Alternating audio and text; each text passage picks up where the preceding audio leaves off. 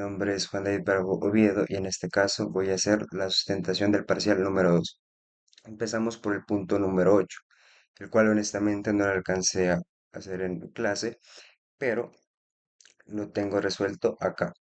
Este nos pide hacer una corrección del factor de potencia, el cual como tal nos entregan dos cargas. Para uno nos dan el valor de la potencia activa y la potencia aparente. Y para el otro nos dice que la carga puede ser de 7 kilovatios o 3 kilovatios. Entonces, en primer lugar tenemos que hallar el factor de potencia de entrada. Como para la carga número uno tenemos la potencia activa y la aparente, podemos usar esta fórmula. Listo. Entonces ya haciendo con eso en mente, ya conseguimos nuestro factor de potencia, pero para estos ejercicios es necesario hallar la potencia reactiva. Por lo tanto, necesitamos esta otra fórmula de acá. Ya tenemos potencia activa, pero nos falta el ángulo. Aún así, por la definición del factor de potencia, podemos hallar ese ángulo fácilmente. Entonces, hacemos el arco coseno de nuestro factor de potencia, con ello conseguimos nuestro ángulo y con eso ya por fin tenemos nuestra potencia reactiva. Listo. Ahora buscamos que queremos llegar al factor de potencia de 0,9. Primero empezaremos para el la potencia de 7 kilovatios.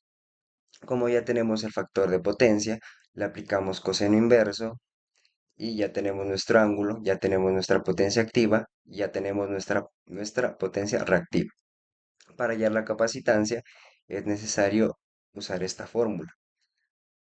Y para ello necesitamos partir de la potencia reactiva inicial, la cual la calculamos acá, y nuestra potencia reactiva final, por así decirlo.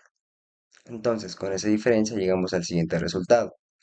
Se me olvidó mencionar, pero para el circuito usamos una frecuencia de 60 y una fuente de voltaje de 240. Entonces, con esos resultados, tenemos el siguiente resultado. Para la, para la potencia de 3 kilovatios, el procedimiento es similar. Entonces, miremos la simulación. Listo. Este es nuestro primer circuito. Entonces, nuestro factor de potencia partía desde menos 7, el cual lo tenemos acá. Y queríamos llegar a 0,9, el cual lo tenemos acá, añadiéndole la capacitancia de 124 miliamperes. Aquí lo que hice fue hacer una comparativa de dos circuitos, uno con la capacitancia y otro sin la capacitancia. Como vimos, el que no tenía la capacitancia tenía un factor de potencia de 0,7 y el que sí la tenía de 0,9, por lo cual verificamos la corrección de ese factor. El signo cambia debido a que, por ejemplo, la potencia que se suministra al principio es 6 y la que tenemos y la que suministra otra carga es 7. Entonces es menos 7 menos 1, lo cual influye en el signo del factor de potencia. Para la potencia de 3 kilovatios también hice el procedimiento similar, simplemente cambió la, la capacitancia y también miramos cómo cambia el factor de potencia. Partimos de uno de menos 0,7 a uno, pasamos a uno de muy aproximado a 0,9. Listo, terminamos con esa parte.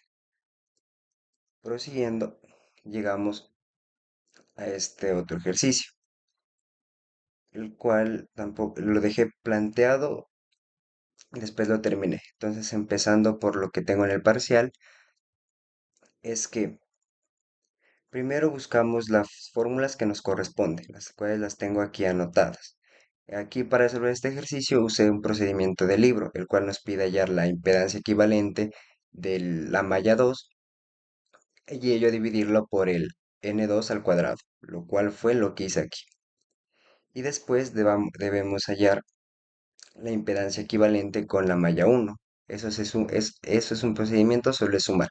Entonces llegamos a este procedimiento, a esta respuesta de acá. Como ya tenemos voltaje e impedancia, podemos hallar la corriente aplicando una ley de Ohm. Listo, entonces el ejercicio lo tengo terminado acá.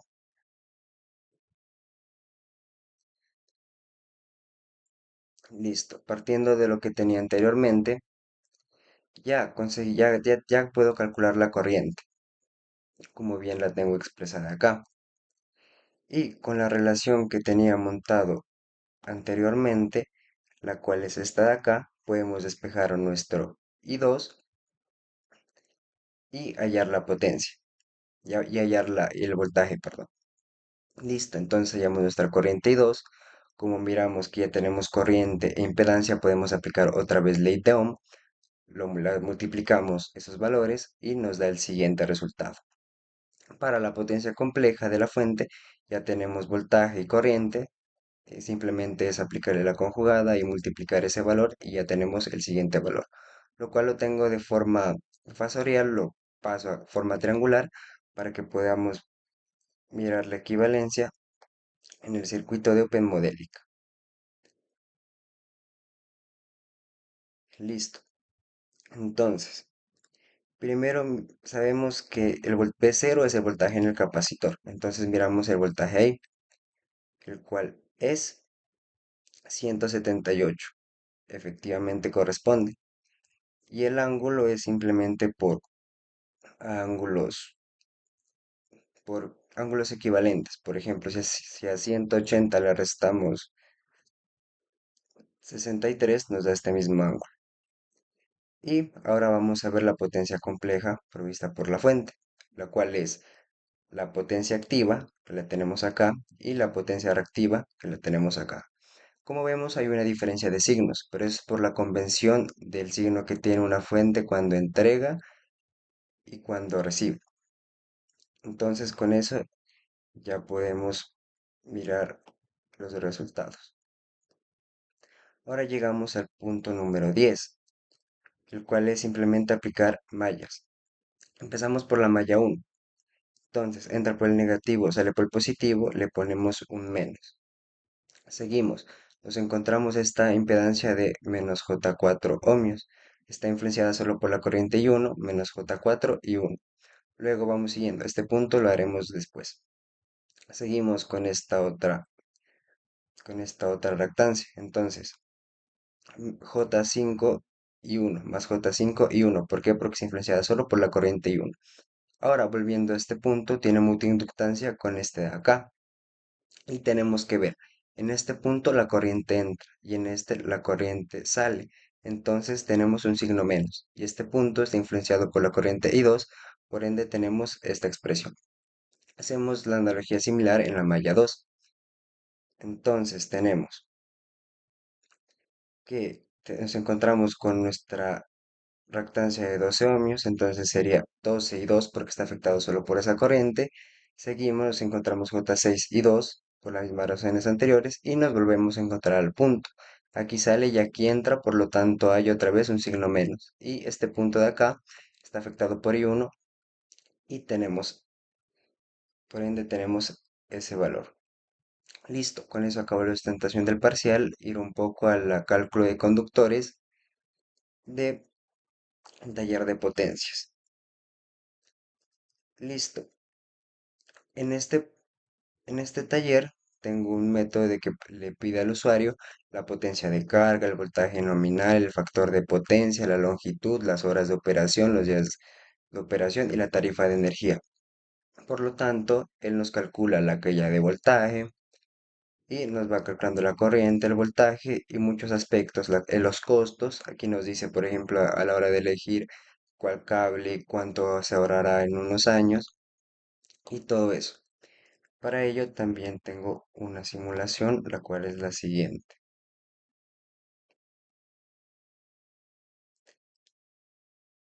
Entonces, listo, esta simulación.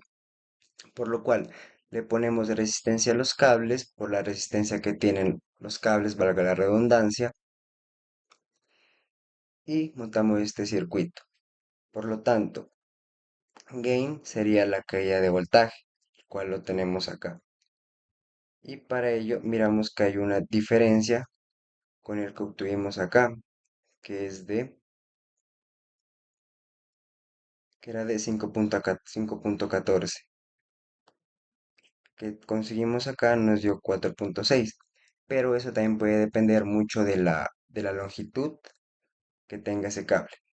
Entonces, como nos dio un valor aproximado, podemos asumir que esta simulación que tenemos es una muy buena aproximación.